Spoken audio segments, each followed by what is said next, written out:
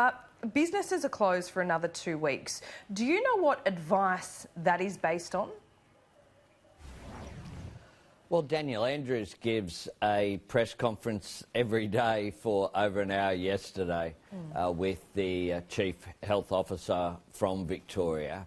And what Daniel has done is presided over an extraordinary effort by Victorians. This is Victorians working together to keep each other safe, but to keep all of us safe as well. And they're doing it successfully. Victoria is opening up from today. It will open up further, perhaps in 2 weeks' time, but the Premier has said potentially earlier as well. Josh Frydenberg was just on this program and he has said that Daniel Andrews is showing a callous indifference to the people of Victoria. Sound like fighting words to me.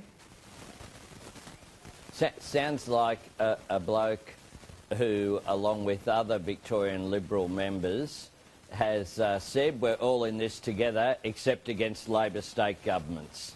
Whether it's Anastasia Palaszczuk, whether it's Daniel Andrews, I think the federal government should do its day job, make sure that issues like the failure of the COVID Safe app that they clearly have responsibility for is fixed. Make sure that aged care that they have clear responsibility for is actually dealt with. There's a report that there's still not a proper plan for aged care in place. It's just extraordinary. Okay, I take your point on the COVID Safe app because it hasn't led to coming into Victoria from New Zealand. The COVID Safe app, just quickly, hasn't led to the detection of as many infectious people as the government first made out, but nor has Daniel Andrews taken any responsibility for the failure of hotel quarantine. Is that acceptable to you? Daniel Andrews has taken responsibility for what he's in charge of. He's been totally accountable, and that stands in stark contrast to what we saw over the weekend with people arriving into Victoria from New Zealand with no notice, and the Minister in charge, Alan Tudge, who's been acting Immigration Minister now for a year, is saying he doesn't know who they are and where they've gone. So do you support the New Zealand bubble or not? I support the New Zealand bubble, but within the agreement that everyone thought it was, which was that some states are open and some states aren't. The Prime Minister last week was up in Queensland where he was raising money for the LNP rather than having a national cabinet meeting, and he was saying while he was there, well, New Zealanders can't come here.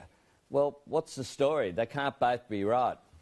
So whose job is it to police the state borders then? Do you think it's Alan Tudge's job as the federal minister, or is it up to the states to police their own borders? Well, this isn't a state border. This is an international border issue. This is people from another country coming in to a destination via Sydney. That's what's occurred here. And clearly, the national government are in charge of our national borders. And we still, of course, have something in the order of 29,000 stranded Australians. I mean, I spoke about the Northern Territory facility being open now more than 2 months ago. More than 2 months ago. Chief Minister Gunner's government were keen to accept people there. The West Australian government were making offer months ago, and these people are just stranded. They've just been forgotten by the federal government. Western Australia and Tasmania both had travellers from New Zealand try and get into those states, and they were stopped at the border. So there has been some success. Isn't it absolutely a state government position here? Isn't it their job to stop whoever they don't want coming into the state? Why is it a federal government issue?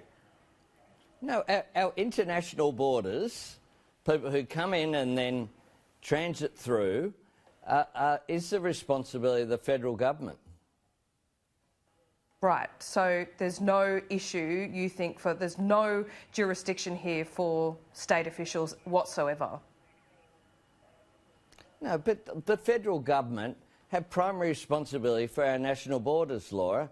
That is so obvious, and the fact that the federal government can't say, or couldn't say on the weekend, who these people were, how they were coming in, it's just extraordinary. I find the whole border issue, when it comes to the state borders as well, I mean, if the Prime Minister actually prioritised national leadership, the National Cabinet wouldn't have been cancelled on Friday. OK, let's quickly talk about JobMaker. Will you block it? Oh, we've been constructive the whole way through, Laura. Our problem isn't that younger people are being given support. It's the 928,000 people who get no support. And what we have here is if you're over 35, you've already had your wage subsidy cut. You'll have your wage subsidy disappear next March.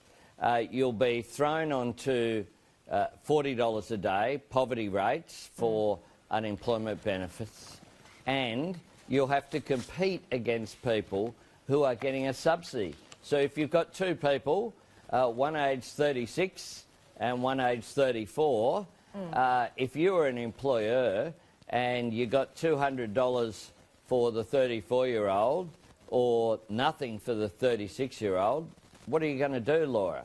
And the problem here is people just being left behind. And the problem with recessions, if you go back, it is often older workers who lose their job and some of them never work again. And what we need to do is to make sure out of this recession that people aren't left behind. Too many people have been left behind during the pandemic by being left out of wage subsidies. We shouldn't leave people out as part of the recovery. Well, you have recognised that getting women back to work is going to be key to economic recovery, and you've done that through your childcare proposal. What's the end game here? Pending the Productivity Commission's report that you say you'll commission if you become governor, if you become the Prime Minister, is the end game here to have free childcare? No. What I've said is that we should look at universal provision of affordable childcare. This is not a welfare measure, this is an economic reform. And the fact is, why is it, Laura, that young Billy, when he hits 5 years of age, your newborn, he will be able to go to any public school in the country and get education support. When he goes, if he's sick, he gets access to Medicare. But why is it that 5 years old is the point? It's as if we've made a decision that people only begin to learn when they hit school as well. And it just doesn't make sense. And other successful countries regard early childhood education as being critical, and it's good for the child, but most importantly as well here as an economic measure.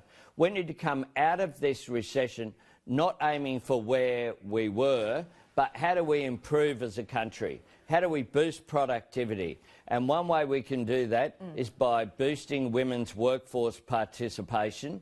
It will be good for families, but critically good for the economy as well. We need to harness the capacity of our entire population, not just half. Well, Joe Hockey made the same points when he was Treasurer about getting women, more women into the workforce. So it sounds like you're on a very similar page to what he was, Anthony Albanese.